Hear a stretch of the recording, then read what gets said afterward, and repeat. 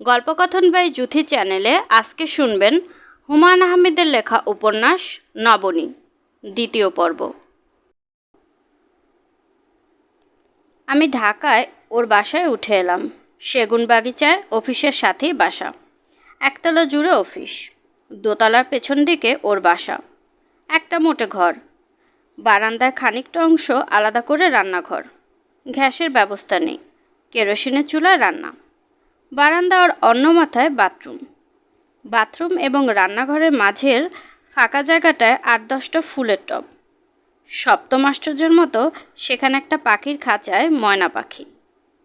ও খুব আগ্রহ করে বলল, বুঝলে নবনী, এই ময়না মানুষের চেয়ে সুন্দর করে কথা বলে। ২ দিন যাক, দেখবে তোমার গলা হুবহু নকল করবে। এর নকলে খুব ওস্তাদ। ময়না বেশ আগ্রহ নিয়ে আমাকে দেখছে, কোনো কথা বলছে না। আমি বললাম, কই, কথা বলছে না তো। হঠাৎ তোমাকে দেখেছে এই জন্য। কয়েকদিন যাক, দেখবে ওর কথার যন্ত্রণায় থাকতে পারবে না। আমার বাড়িঘর তোমার পছন্দ হয়নি, তাই না নবনী? হয়েছে। পছন্দ যে হয়নি সেটা তোমার মুখ দেখেই বুঝতে পারছি। একা মানুষ তো, বিরাট বাড়ি নিয়ে কী করব। তাছাড়া বাড়িটা খুব ভালো, খুব হাওয়া। ছাদে যাওয়ার সিঁড়ি আছে, ছাদে যাওয়া যায়। ছাদে যাবে? আচ্ছা, পরে তোমাকে নিয়ে যাব। টায়ার্ড হয়ে এসেছো, এখন রেস্ট নাও। আমি চা নিয়ে আসি। ও ঘর থেকে ফ্লাক্স নিয়ে ব্যস্ত ভঙ্গিতে নেমে গেল। এই বাসার সব কিছুই ছোট ছোট। সে যে ফ্লাক্স নিয়ে বের হয়েছে সেটিও ছোট। 1 কাপ চা ধরবে কি না কে জানে। আমি ঘুরে ফিরে তার সংসার দেখতে লাগলাম। শোবার ঘরে একটা খাট, সেই খাটে একটাই বালিশ। আমার জন্য দ্বিতীয় বালিশ কিনিনি। হয়তো আজ সন্ধ্যাবেলা বালিশ কিনতে যাবে, কিংবা কে জানে, হয়তো একটা বালিশই দুজনকে ভাগাভাগি করে ঘুমোতে হবে। একটা লেখার টেবিল খাটের সঙ্গে লাগানো, টেবিলের সঙ্গে চেয়ার নেই। কাজেই ধরে নেওয়া যায় লেখালেখির কাজ খাটে বসে সারা হয়। টেবিলের পাশে মিটসেপের মতো আছে। সেখানে নতুন একটা টি সেট, দেখেই বোঝা যাচ্ছে এই টি সেট এখনও ব্যবহার করা হয়নি। কাপড় রাখার আলনা আছে, আলনায় কাপড় নেই। কয়েকটা তোয়ালে এবং গামছা ভাঁজ করে রাখা। কে জানে, হয়তো তোয়ালে রাখার জন্যই এই আলনা। দেয়ালে কিছু বাঁধানো ছবি আছে। একটি তার বাবার ছবি, চেহারার মিল থেকে বলে দেয়া যায়। তার পাশের ছবিটি বোধহয় তার মার। এই মহিলা খুব রূপবতী ছিলেন। ফ্রেম বাঁধানো নজরুল ইসলামের একটি হাতে আঁকা ছবি আছে। ছবির নিচে লেখা আর্ট বাই নোমান। সাহেব তাহলে ছোটবেলায় শিল্পী ছিলেন। খাটের নিচে রাজ্যের জিনিস, এর মধ্যে মাটির পালকি এবং পুতুল আছে। এগুলি কী জন্য রাখা কে জানে, জিজ্ঞেস করতে হবে। আমি হাত মুখ ধোবার জন্য বাথরুমে ঢুকলাম। বাথরুমটা ঝকঝকে। আমাদের নেত্রকোনা বাড়ির বাথরুমের মতো অন্ধকার এবং স্যাঁতসেঁতে না। সবচেয়ে বড় কথা, বাথরুমের উপর দিকে ভেন্টিলেটরের মতো আছে, যে ভেন্টিলেটর দিয়ে আকাশ দেখা যায়। গায়ে পানি ঢালতে ঢালতে আকাশ দেখার মতো আনন্দ আর কি আছে। মুখে পানি ঢালতেই শরীর জুড়িয়ে গেল। হঠাৎ করে মনে হলো আমাদের দুজনের জন্য এরকম একটা ছোট্ট ঘরেরই দরকার ছিল। ও শুধু চা আনেনি, একটি ঠোঙায় কিছু জিলিপি, আরেক ঠোঙায় কিছু নোনতা বিস্কিট। সে মিটসিপ থেকে কাপ বের করছে। আমি দেখলাম 2টা না, সে একটা কাপ বের করছে। ওই কাপটি সে এগিয়ে দিল আমার দিকে। নিজে চা ঢাললো ফ্লাক্সের মুখে, যেন আমি খুব সম্মানিত একজন মেহমান, বাইরের কেউ। নবনী, টি সেটটা সুন্দর হয়েছে না? হ্যাঁ, খুব সুন্দর। সেট হিসেবে কিনলে দাম বেশি লাগে, আমি আলাদা আলাদা কিনে সেট বানিয়েছি, অনেক সস্তা পড়েছে। ও আচ্ছা, বিকালে তোমাকে নিয়ে বের হতে হবে, টুকটাক অনেক জিনিস কিনতে হবে। বালিশ কিনতে হবে। তোমার কি কোলবালিশ লাগে? না। তোমার জন্য একটা ড্রেসিং টেবিল কিনেছি। 11 তারিখ ডেলিভারি দেওয়ার কথা ছিল। নিতে গেলাম, বলে পালিশ হয় না। এখন বোধহয় পালিশ হয়ে গেছে, নিয়ে আসবো। আরেকটু চা দিই? ফ্লাক্সে চা আছে। 3টা কাপ চা আটে। আমি ওকে খুশি করার জন্য আরেকটু চা নিলাম, শরবতের মতো মিষ্টি চা। মুখে দিলেই পেটের নাড়িভুড়ি পর্যন্ত মিষ্টি হয়ে যায়। নবনী শোনো, আমি অফিসে যাই, কিছু জরুরি কাজ ছিল। তুমি একা থাকতে পারবে তো? পারবো। গোসল সেরে দরজা বন্ধ করে ঘুমিয়ে পড়ো। তুমি টায়ার্ড হয়ে আছো, তোমার ঘুম দরকার। আচ্ছা, একা একা ভয় পাবে না তো? ভয় পাবার কিছু আছে নাকি? ভয় পাবার কিছুই নেই, খুব সেফ জায়গা। অফিসে 3জন দারোয়ান আছে, এরা সবসময় পাহারা দেয়। আর আমি তো আছি, আমি মাঝে মাঝে খোঁজ নিয়ে যাব। খোঁজ নিতে হবে না, আমি ভালোই থাকবো। ছোট বাসা দেখে তোমার মন খারাপ হয়নি তো নবনী? না, দিন একরকম থাকবে না। নিজে একসময় ব্যবসা শুরু করব। অ্যাড ব্যবসার ব্যাপার স্যাপার আমি এখন সবই জানি। সাহস করে শুরু করলেই হয়। আরেকটু চা দিই? ফ্ল্যাক্সে আছে খানিকটা। ও চা ঢেলে দিল। তার মুখ হাসি হাসি। বারান্দায় ময়নাটার কাছে দাঁড়িয়ে অনেকক্ষণ ধরে কথা বলল। এই ময়না, কথা বল, বল দেখি।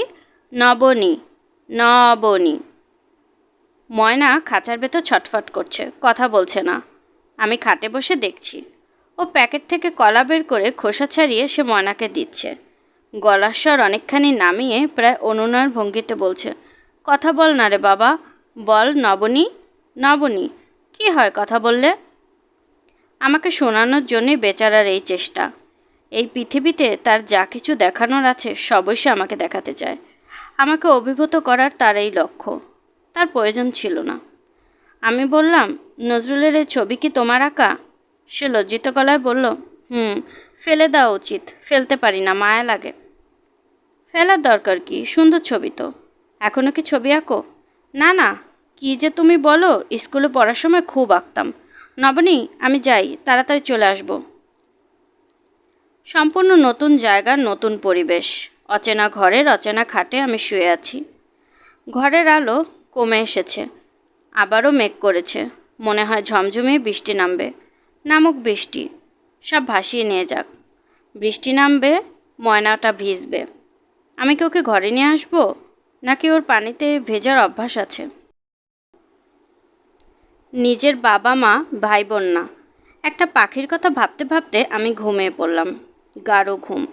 ঘুমের মধ্যে শুনলাম বৃষ্টি পড়ছে। ঘুমের মধ্যেই পাখিটার ছটফটানি কানে এলো, এবং একটা সময় পাখিটা নবনী নবনী বলে আমাকে ডাকতেও লাগলো। এটা হয়তো আমার ভুল, হয়তো আমার স্বপ্নের ক্ষুদ্র অংশ। কিছু কিছু সময় মানুষের স্বপ্ন সত্য মিলেমিশে এক হয়ে যায়। পাখিটা আমাকে ক্রমাগত ডাকছে, নবনী, নবনী। কি মিষ্টি, কি সুরেলা তার গলা। বৃষ্টিতে ভেসে যাচ্ছে চারদিক। আমার ঘুম ভাঙল সন্ধ্যায়। বৃষ্টি নেই, চারদিক খটখট করছে। পুরোটাই তাহলে স্বপ্ন ছিল। এসে বারান্দায় দাঁড়ালাম। নোমানকে দেখা যাচ্ছে, হাতে পলিথিনের 2টা ব্যাগ। ব্যস্ত ভঙ্গিতে গেট দিয়ে ভিতরে ঢুকছে। সে কি অফিস থেকে আবার বাজারে গিয়েছিল? বারান্দার দরজা খুলে আমি তার জন্য অপেক্ষা করছি। ঘর অন্ধকার হয়ে আছে। ও আসুক, ও এলেই বাতি জ্বালাবো। নবনী, খুব দেরি করে ফেললাম। অফিস থেকে বের হতেই সন্ধ্যা হয়ে গেল। নতুন একটা পার্টি এসেছে। কাজ নেই, শুধু বকর বকর করে। অফিস থেকে বের হয়েই একবার উকি দিয়েছি। দরজা বন্ধ, কয়েকবার ঠকঠক করলাম। দরজা খুলল না। বুঝলাম তুমি ঘুমোচ্ছ। তাই চলে গেলাম ড্রেসিং টেবিলটার খোঁজে। ওদের সঙ্গেও নানান ঝগড়া। ঝগড়া কেন? আর বলো না, এখনও পলিশ হয়নি। কারিগর নাকি ছুটিতে গেছে। পুরো টাকা অ্যাডভান্স দেওয়া, নয়তো অন্যখান থেকে কিনতাম। তোমার ঘুম হয়েছে? হ্যাঁ। চলো আমরা বের হই, মেলা কাজ, টুকটাক জিনিস কিনবো। রাতে আবার দাওয়াত। ইচ্ছে না করলেও যেতে হবে, উপায় নেই। আমাদের বস দাওয়াত দিয়েছে। শফিক, তোমাকে তো আগেই বলেছি, আমার স্কুল জীবনের বন্ধু। তারই অ্যাড ব্যবসা। শফিক আমার বিয়েতে যাবার কথা ছিল, যেতে পারলো না, ব্যাংকক যেতে হলো। ও আজ সকালে ফ্লাইটে এসেছে। তোমার খুব ভালো বন্ধু? অবশ্যই ভালো বন্ধু, তুই তো কারি সম্পর্ক। আমি যে এত ছোট একটা কাজ করি, এটা নিয়ে তার কোনো মাথা ব্যথা নেই। শুধু যে আমার সাথে ব্যবহার করে তা না, সবার সাথে। অফিসের দারোয়ানের মেয়ের বিয়ে, অফিসের কেউ যায়নি, শফিক গিয়েছিল। তোমাকে নিয়ে এসেছি শুনে তৎক্ষণাৎ সে আমার সঙ্গে দেখা করতে চলে আসছিল। তুমি ঘুমাচ্ছ ভেবে আনিনি। এলেও সমস্যা হতো, তাকে বসাতে কথা হয়। শোবার ঘর ছাড়া এখানে তো আর কোনো ঘর নেই। শোবার ঘরেই বসাতাম, সমস্যা নেই। ও পা মেলে মেঝেতে বসে কতদিন চা খেয়েছে। মানুষ হিসেবেও অসাধারণ, দেখলেই বুঝবে। ফ্লাক্সটা দাও তো নবনী, চা নিয়ে আসি, চা খেয়ে বের হয়ে পড়ি। ঘরে চা বানানোর ব্যবস্থা নেই? না, আর সব কিনবো। আমি চা খাই না তো, এই জন্য ব্যবস্থা রাখিনি। তুমি তো আবার খুব চা খাও। কে বলল? বাসর রাতে তোমার ছোটো খালা চা নিয়ে এলেন, তুমি খুব আরাম করে খেলে, সবটা চা শেষ করলে, সেখান থেকেই বুঝলাম। ও হাসছে, সুন্দর করে হাসছে। আমার গোপন রহস্য ধরে ফেলেছে সেই রহস্যভেদের হাসি, আনন্দ ও তৃপ্তির হাসি। ফ্লাক্স নিয়ে যাবার পথেও আবার ময়নাটার সামনে দাঁড়ালো, আবার সেই অনুনয় বিনয়। বল ময়না, বল, বল নবনী, বল তো দেখি, সুন্দর করে বল নবনী, নবনী, কলা খেতে দেব, কলা। ময়না কথা বলা সে আশ্চর্যবিদ্যা গোপন করে রাখলো। একবার ডেকে ফেললে কি হয়, বেচারা এত চেষ্টা করছে। কে জানে, আমার সঙ্গে বিয়ে ঠিক হবার পর থেকেই সে হয়তো নবনী ডাক শেখানোর চেষ্টা করছে। ও ফ্লাক্স নিয়ে চলে যাবার পরপরই ময়না ডেকে উঠল, অবিকল ওর মতো গলায় ডাকলো, নবনী, নবনী। আমার সারা গায়ে কাটা দিয়ে উঠল, শরীর ঝিমঝিম করতে লাগলো। কি অদ্ভুত ব্যাপার। নোমান গেটের কাছ থেকে আবার ফিরে আসছে, হনহন করে আসছে। পাখির কথা শুনতে পেয়ে আসছে বলে মনে হয় না। পাখির গলা অত দূর যাবে না, অন্য কিছু হবে, হয়তো মানিব্যাগ ফেলে গেছে। নবনী, কি তোমার জ্বর টর আসেনি তো? অফিস থেকে ফিরে তোমাকে দেখে মনে হচ্ছিল জ্বর এসেছে। না, জ্বর আসেনি। তুমি কি জ্বরের খোঁজ নেওয়ার জন্য ফিরে এসেছো? হ্যাঁ, দেখে কাছে আসো তো, জ্বর আছে কি না দেখি। আমি আর কাছে এগিয়ে গেলাম, ও আমার কপালে হাত রাখলো। বেচারা আমার শরীর ছুঁয়ে দেখার জন্য ছুটে এসেছে, জ্বরের মতো একটা বাজে অজুহাত তৈরি করেছে। আমার বলতে ইচ্ছে করছে, শোনো, তোমার যখনই আমাকে ছুঁয়ে দেখতে ইচ্ছে করবে, ছুঁয়ে দেখবে, লজ্জা দ্বিধা সংকোচে কোনো কারণ নেই।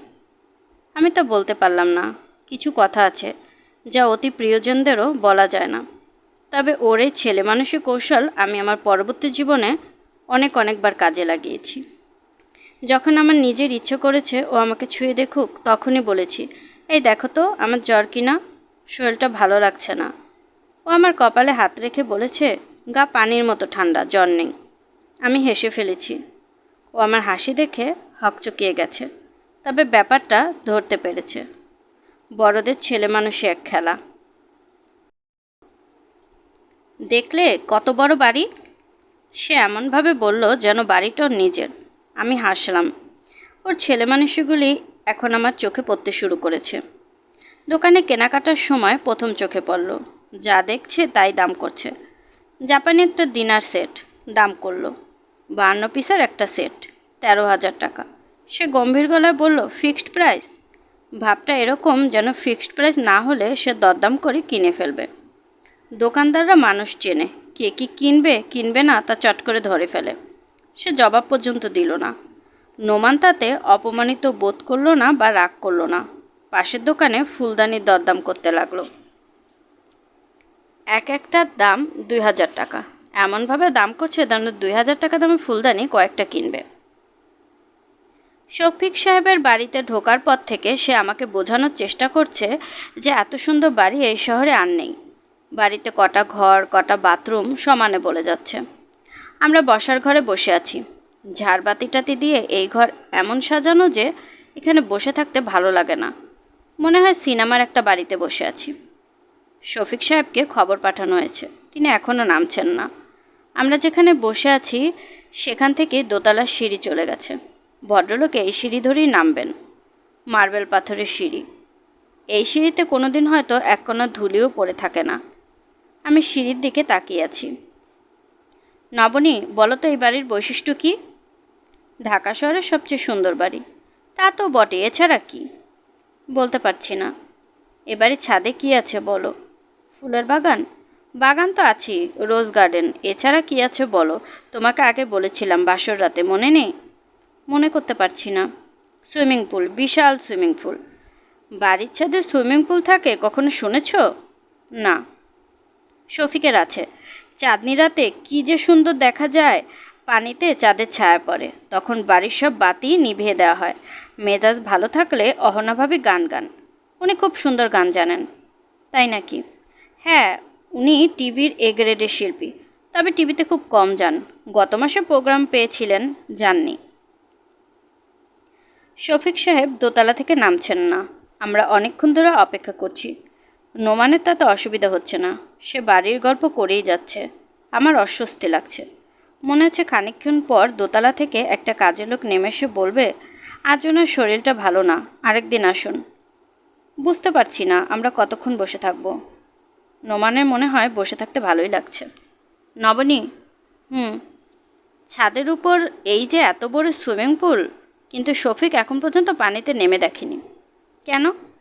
ও নাকি সুইমিং পুল বানিয়েছে পানি দেখার জন্য। গোসলের জন্য তার শাওয়ারই ভালো। অন্যের গোসল করার নোংরা পানিতে সে নামবে না। ওর কথাবার্তার তুমি কোনো ঠিক পাবে না। তবে ও যা বলবে মনে হবে সেটাই সত্যি। ওনাদের ছেলে মেয়ে কি? এখনও ছেলে মেয়ে হয়নি, মাত্র 2 বছর আগে বিয়ে করেছে। ভাবি হলেন খুলনার মেয়ে। ও আচ্ছা। এত সুন্দর বাড়ি কিন্তু শফিকের পছন্দ না। ও তার নিজের ডিজাইনে আরেকটা বাড়ি বানাবে। ডিজাইন নাকি করা শুরু করেছে। উনি কি আর্কিটেক্ট? আরে না, পড়াশোনা করেছে বিজনেস ম্যানেজমেন্টে। তবে সে ইচ্ছে করলে বাড়ির ডিজাইন আর্কিটেক্টের চেয়েও অনেক ভালো করবে। যে কোনো আর্কিটেক্টের কান কেটে নিয়ে আসবে। ও পারে না এমন জিনিস নেই। এখন কি ঠিক করেছে জানো? ছবি বানাবে। মুভি ক্যামেরা লাইট ফাইট কিনে এলাহি কারবার করেছে। তাই বুঝি? মুভি ক্যামেরার দামই পড়েছে 14 লাখ টাকা। টাকা অবশ্য তার কাছে কোনো ব্যাপার না। ওর কাছে 14 লাখ যা, 14,000ও তা। উনি এখনও আসছেন না কেন? আসবে, কাজে আটকা পড়ে গেছে আর কি। তোমার কি বসে থাকতে খারাপ লাগছে? হ্যাঁ লাগছে। এসো তাহলে শফিকের লাইব্রেরিটা দেখো। লাইব্রেরি দেখলে মাথা ঘুরে পড়ে যাবে। দেখার মতো জিনিস। হেন বই নাই যা তুমি লাইব্রেরিতে পাবে না। আসো তোমাকে লাইব্রেরি দেখাই। লাইব্রেরি দেখতে ইচ্ছে করছে না। ইচ্ছে করছে না কেন? বুঝতে পারছি না, মনে হয় শরীর খারাপ করছে। মাথা ধরেছে? জ্বর নাকি দেখি, কাছে আসো তো। সে আমার জ্বর দেখলো। আর তখনই শফিক সাহেব দোতলা থেকে নেমে এলেন। ফর্সা লম্বা একজন মানুষ, মাথা ভর্তি কোকড়ানো চুল, বড় বড় চোখ। তার গায়ে নীল রঙের হাফ হাওয়াই শার্ট, পরনে প্যান্ট ধবধবে সাদা। ভদ্রলোক নামছেন হাসতে হাসতে। পায়ে চটি থাকার জন্যই সিঁড়ির প্রতিটি ধাপে ফটফট শব্দ হচ্ছে। চটিতে এত শব্দ হওয়ার কথা না, তিনি বোধহয় ইচ্ছে করে শব্দ করছেন, কিংবা কে জানে, বড়লোকেরা হয়তো এভাবেই নামে। আমি উঠে দাঁড়ালাম। তিনি আমার দিকে তাকিয়ে দীর্ঘদিনে পরিচিত ভঙ্গিতে বললেন, দাঁড়িয়ে পড়েছ যখন, তখন আর বসার দরকার নেই। চলো আমরা সরাসরি গাড়িতে উঠব। আর শোনো নবনী, তোমাকে আমি তুমি করে বলছি, নোমানকে তুই করে বলি। তার স্ত্রীকে আপনি করে বলা কোনো কারণেই শোভন না। তবু তোমার আপত্তি থাকলে এক্ষুনি বলে ফেলো। প্রথমে ডিসিশন হয়ে যাক, আপনি না তুমি। আপনি আমাকে তুমি করেই বলবেন। আমার ইচ্ছা ছিল এই বাড়িতেই তোমাদের খাওয়াবো। আমার স্ত্রী সেই উপলক্ষে রান্নাবান্নাও করেছে, কিন্তু সন্ধ্যার পর ঝগড়া করে সে বাড়ি থেকে উধাও হয়েছে। কাজেই হোটেল ছাড়া গতি নেই। আমি যে নিচে নামতে দেরি করেছি তার মূল কারণ অহনাকে টেলিফোনে ট্রেস করার চেষ্টা করছিলাম। ঢাকা শহরে তার 1 লক্ষ পরিচিত মানুষ। সে কোথায় গিয়ে বসে আছে কে জানে। নোমান বললেন, ভাবি নেই বলিস কি? তুই তো দেখে আকাশ থেকে পড়লি, ও তো এরকম করেই। আমি বললাম, আজ না হয় বাদ থাকুক, আমরা অন্য একদিন আসবো। অন্য একদিন যে অহনাকে পাওয়া যাবে তোমাকে কে বলল? হোটেলের রিজার্ভেশন নেওয়া আছে, চলো যাই। ভদ্রলোক এক দৃষ্টিতে আমার দিকে তাকিয়ে আছেন। অপরিচিত একজন মানুষ যখন এভাবে তাকিয়ে থাকেন তখন অস্বস্তি লাগে, কিন্তু উনি যে তাকিয়ে আছেন তাতে অস্বস্তি লাগছে না। কেন লাগছে না তাও আমি বুঝতে পারছি না। তিনি হঠাৎ বললেন, নবনী 1 মিনিট দাঁড়াও, তোমার একটা ছবি তুলে রাখি। এই মুহূর্তে তোমাকে খুব সুন্দর দেখাচ্ছে। সৌন্দর্য কোনো ধ্রুব ব্যাপার না, ক্ষণে ক্ষণে বদলায়। আজ তোমাকে অপূর্ব লাগছে তার মানে এই না যে কালো লাগবে। সুন্দর যখন লাগছে তখন তা ধরে রাখা যাক। তুমি দাঁড়াও। আমি দাঁড়িয়ে রইলাম। নোমান বলল, ওর আচার আচরণ আধা পাগলের মতো। তুমি আর কথা অস্বস্তি বোধ করছো না তো? না, অস্বস্তি বোধ করবে না। শফিকের স্বভাবে এরকম, ওর মধ্যে লুকাচাপার কোনো ব্যাপার নেই। এত বড় হোটেলে আমি আগে কখনো আসিনি। পুরোপুরি হকচকিয়ে যাবার মতো ব্যাপার। অথচ নোমান খুব সহজ স্বাভাবিক ভঙ্গিতে হাঁটাহাঁটি করছে। মনে হচ্ছে ও তার বন্ধুর সঙ্গে আগেও অনেকবার এসেছে। শফিক সাহেব হোটেলে পা দেওয়ার পর থেকে আমার দিকে তেমনভাবে লক্ষ্য করছেন না। তিনি তার বন্ধুকেই নিচু গলায় ক্রমাগত কিসব জানি বলছেন। সেও খুব চিনছে আমি যে তার সামনে আছি, এটা বোধহয় এখন সে আর জানে না। ডাইনিং হলের ঠিক মাঝখানে 4 জনের টেবিলে আমরা আছি। আমি এবং নোমান পাশাপাশি বসেছি। শফিক সাহেব বসেছেন আমাদের সামনে। তিনি নোমানের সঙ্গে কথা বলা বন্ধ করে হঠাৎ আমাকে বললেন, 4 জনের টেবিল কেন জানো নবনী? 4 জনের টেবিল নিয়েছি কারণ হঠাৎ অহনা এসে উপস্থিত হতে পারে। তার রাগ যেমন চট করে উঠে আবার তেমনি চট করে পড়ে যায়। যদি এরকম কোনো ঘটনা ঘটে তাহলে সে খুঁজে বের করবে আমরা কোথায় আছি, তারপর হাসি মুখে উপস্থিত হবে যেন কিছুই হয়নি। এজন্য আমি খাবারের অর্ডার এখনও দিচ্ছি না, অপেক্ষা করছি। তোমার খিদে পায়নি তো? জি না। গুড, খিদেটা জমুক। খিদে ভালো মতো না জমলে খেতে পারবে না। যে হোটেলে যত জমকালো তার খাবার তত খারাপ। নোমান, তুই মৃণালদের বাড়িতে একবার টেলিফোন করে দেখতো, অহনা সেখানেও থাকতে পারে। আমি করেছিলাম, আমাকে নো বলে দিয়েছে। তোকে বোধহয় বলবে না। ও উঠে চলে গেল। শফিক সাহেব সিগারেট ধরাতে ধরাতে আমার দিকে না তাকিয়ে হঠাৎ করে বললেন, নবনী শোনো, তোমার সঙ্গে বিয়ের কথাবার্তা হবার পর নোমান আমার কাছে এসেছিল। তোমার অতীত সম্পর্কে কী সব কথা শুনে ওর মনে হয় কনফিউশন তৈরি হয়েছিল। আমি তাকে বলেছি এইসব কথাবার্তায় কান না দিতে। মফস্বল শহরে মোটামুটি যারা রূপবতী তাদের নিয়ে নানা গল্পকথা তৈরি হয়। মেয়েগুলো জীবন হয় অতিষ্ঠ। তুমি তো আরও মোটামুটি রূপবতী না, ভয়ঙ্কর রূপবতী। তোমাকে নিয়ে একটা গল্প তৈরি হবার কথা। যাই হোক, আমি নোমানকে বলে দিয়েছি ও যেন তোমার অতীত নিয়ে কখনোই প্রশ্ন না করে। ওকে কিছু জিজ্ঞেস করেছে? না। একবার যখন না বলে দিয়েছি তখন আর প্রশ্ন করবে না, আর যদিও করে তুমি কিছু বলবে না। আমার বলার মতো কিছু নেই, থাকলেও বলবে না। নতুন বিয়ে হওয়া মেয়েরা স্বামীর সঙ্গে দ্রুত ভাব করার জন্য গড়গড় করে অনেক কিছু বলে দেয়, পরে সমস্যা হয়। নোমান ভালো ছেলে, আমি তাকে খুব পছন্দ করি। আমি চাই না তুচ্ছ সব বিষয় নিয়ে। শফিক সাহেব চুপ করে গেলেন, কারণ নোমান ফিরে আসছে। আমার বিরক্ত লাগছে। আমার সম্পূর্ণ ব্যক্তিগত ব্যাপার উনি কথা বলছেন কেন? তাছাড়া আমার সঙ্গে আজই তার প্রথম কথা হচ্ছে। প্রথম আলাপে এ জাতীয় প্রসঙ্গ তোলার কোনো কারণ আছে কি? শফিক সাহেব ওর দিকে তাকিয়ে বললেন, পাওয়া গেছে? না। কোথায় আছে কিছু বলল? নোমান মিটিমিটি হাসছে। কোনো একটা আনন্দের খবর গোপন করতে গিয়ে বাচ্চা ছেলেমেয়েরা যেভাবে হাসে সেরকম হাসি। শফিক ওর হাসি দেখে বললেন, ও কি হোটেলের দিকে রওনা হয়েছে? হ্যাঁ। গুড, তাহলে খাবারের অর্ডার দেওয়া যাক। আমি আমার পছন্দের খাবার দিতে বলি। এদের সব খাবার মুখে দেওয়া যায় না, 2-1টা আইটেম শুধু এরা ভালো করে।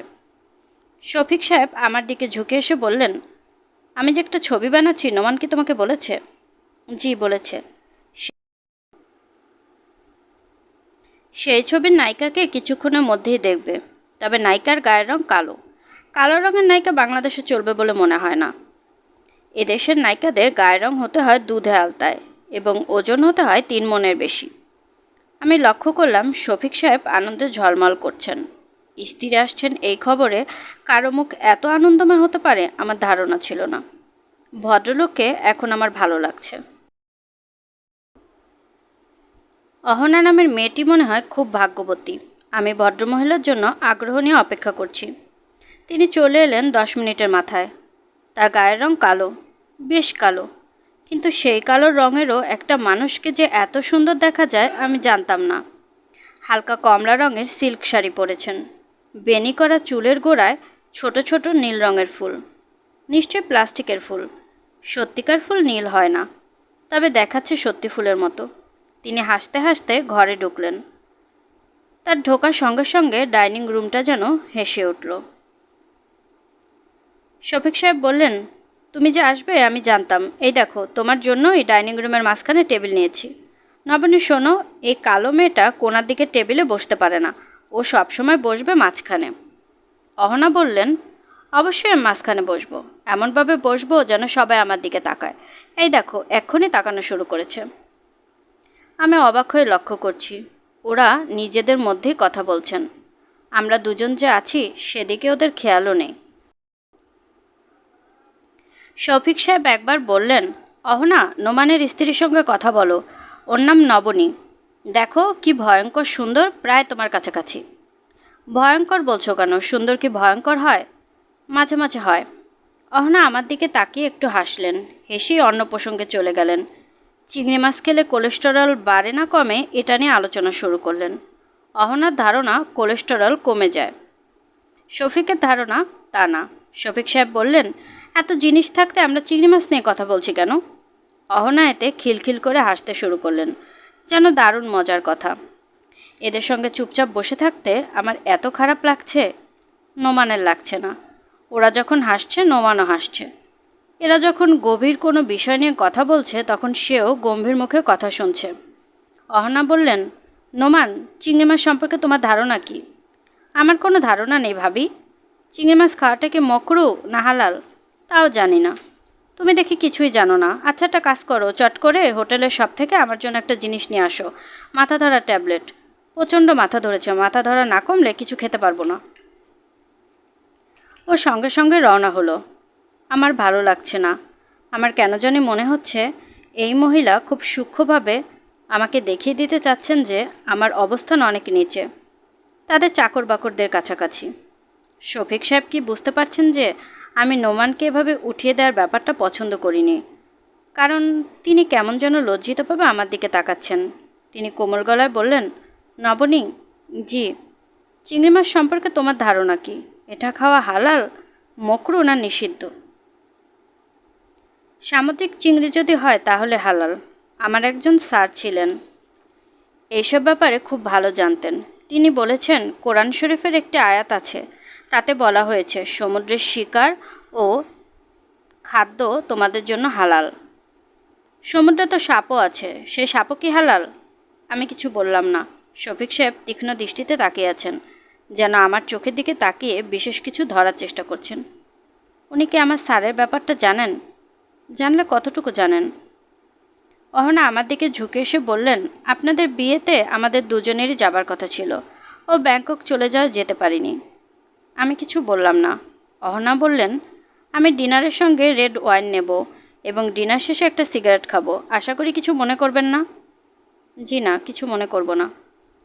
খাবার চলে এসেছে। কত পদের খাবার যে আসছে। আমার ভালোই খিদে, কিন্তু কিছুই খেতে ইচ্ছে করছে না। নোমান ওষুধ নিয়ে ফিরে এসেছে। অহনা সেই ওষুধ টেবিলের এক কোণায় ফেলে রেখেছেন। তাকে দেখে মনে হচ্ছে না এই ওষুধ তিনি খাবেন। অহনা বললেন, চিংড়ি মাছ বিষয়ে আমি একটা কথা বলতে পারি। এই কথা শোনার পর নবনীয়া চিংড়ি মাছ খাবে না বলে আমার ধারণা। কথাটা হলো, চিংড়ি, কাঁকড়া এবং মাকড়সা এরা তিনজনই এক গোত্রের প্রাণী। এদের ডিম থাকে শরীরের বাইরে। চিংড়ি মাছ খাওয়া আর মাকড়সা খাওয়া একই ব্যাপার। অহনার কথা শোনার পর আমি সত্যি সত্যি চিংড়ি মাছ খেতে পারলাম না। নোমান কয়েকবার সাদাসাদি করলো, মুখ কাঁচামোচো করে বলল, খাও না, খাও না, কত বড় বড় চিংড়ি, এগুলো তো আর মাকড়সা না। অহনা কিছুই বললেন না, শুধু হাসলেন। সে হাসি আমার ভালো লাগলো না। আমার খুব ক্লান্তি লাগছে, মনে হচ্ছে এই খাবার টেবিলে আমি ঘুমিয়ে পড়ব। আমার এরকম মাঝে মাঝে হয়, হঠাৎ নিজেকে অসহায় এবং খুব ক্লান্ত মনে হয়। আশেপাশে কোথায় কি হচ্ছে, কে কি বলছে কিছুই বুঝতে পারি না। কারোর কোনো কথাবার্তা তখন কানে আসে না। চারপাশে কোলাহলের শব্দ স্মিত হয়ে আসে। মনে হয় আমি একাকী দূরে কোথাও চলে যাচ্ছি। এই তো আমার পাশেই নোমান বসে আছে। সে মাঝে মাঝে হো হো করে হেসে উঠছে, গল্প শুনে হাসছে। হাসির গল্পগুলি যিনি বলছেন তার নাম অহনা। কালো একটি মেয়ে, কালো হয়েও পৃথিবীর সব রূপ নিজের শরীরে তিনি নিয়ে এসেছেন। তিনি নিশ্চয়ই খুব ভালো গল্প বলতে পারেন, কারণ গল্প শুনে যে নোমান হাসছে তা না, শফিক সাহেবও হাসছেন, অহনা নিজেও হাসছেন। তাদের হাসির শব্দে আশেপাশে সবাই ফিরে ফিরে তাকাচ্ছে। মজার মজার সব গল্প, কিন্তু আমার কানে আসছে না। ঘুমে চোখ জড়িয়ে আসছে। শফিক সাহেব হঠাৎ আমার দিকে ঝুঁকে এসে বললেন, নবনী, তোমার কি শরীর খারাপ?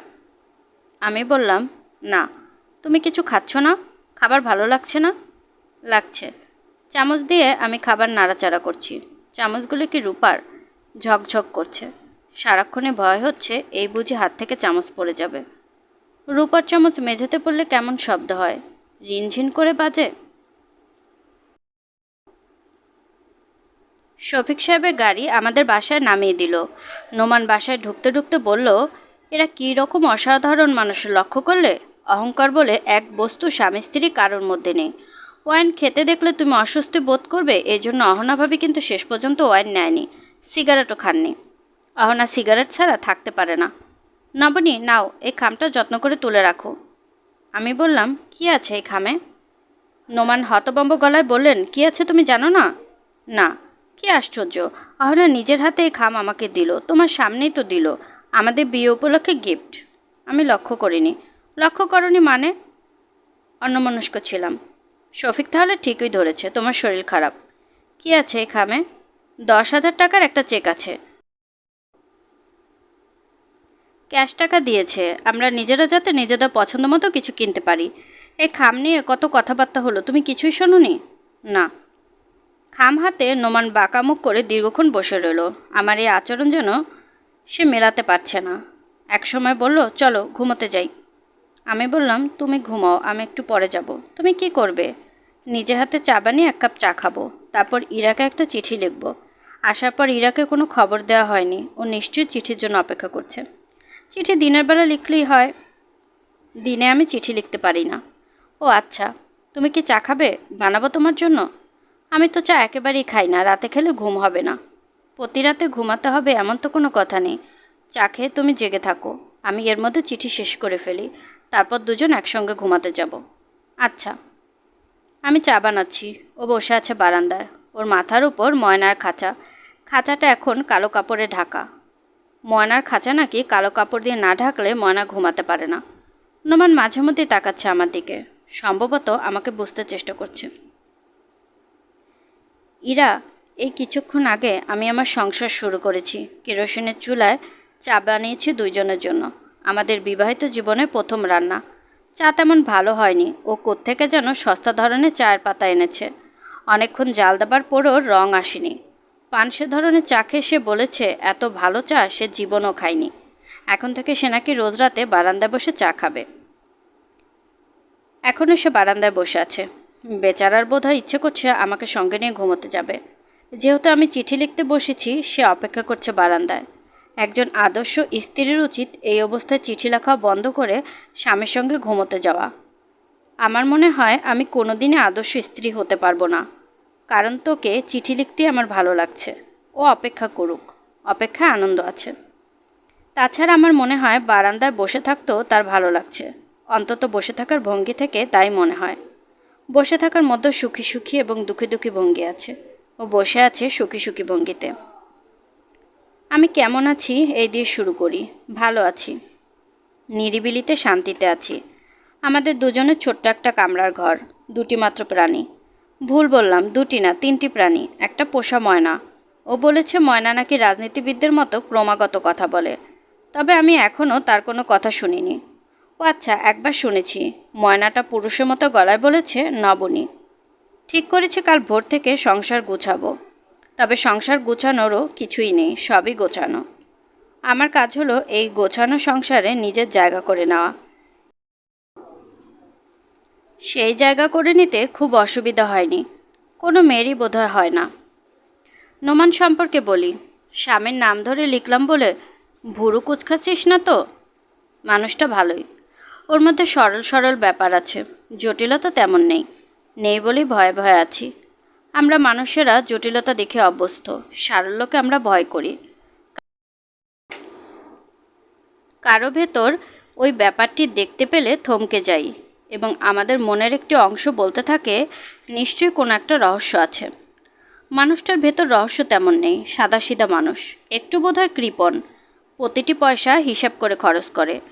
চা খাবো বলে চিনি কিনে এনেছে, ছোট্ট একটা পুটলায় এতটুকু চিনি।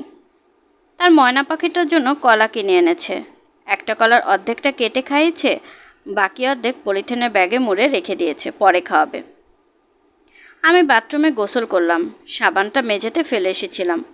পরের বার ঢুকে দেখি সেই সাবান সে সোপকেসে তুলে রেখে বাথরুমের মেঝে ন্যাকড়া দিয়ে মুছছে, যাতে মেঝেটা শুকনো খটখটে হয়।